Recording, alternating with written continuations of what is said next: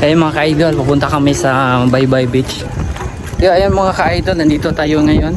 So, nandito pa rin. So medyo malayo talaga yung pupuntahan namin. Tingnan yung mga ka-idol, oh. So tingnan po yung nilakad namin mga ka-idol. Sobrang layo. So doon tayo pupunta mga ka-idol, oh. Wala pa nagisirado sa. Ha? So ayan mga idol, doon po tayo pupunta. So ito po yung daanan mga ka-idol, oh. Oh. Ayan, sobrang init mga ka-idol.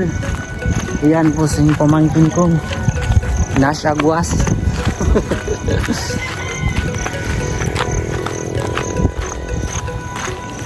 Ayan idol.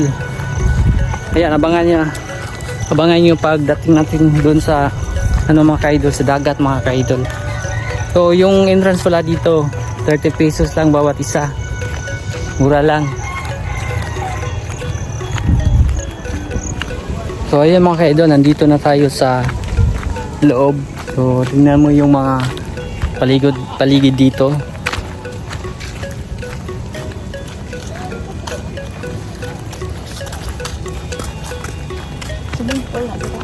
Nanay bayan. Hindi ka maligo. Naratad din.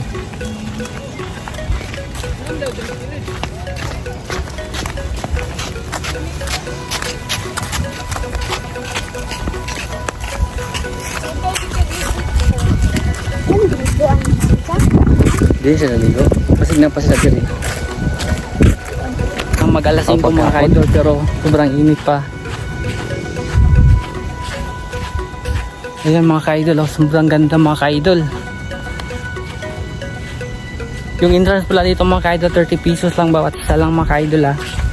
So gusto nyo pumunta dito, punta lang kayo dito sa Bitoon, Dumanhog mga ka-idol. Ayan mga ka-idol, oh. Sobrang maganda mga ka-idol, oh.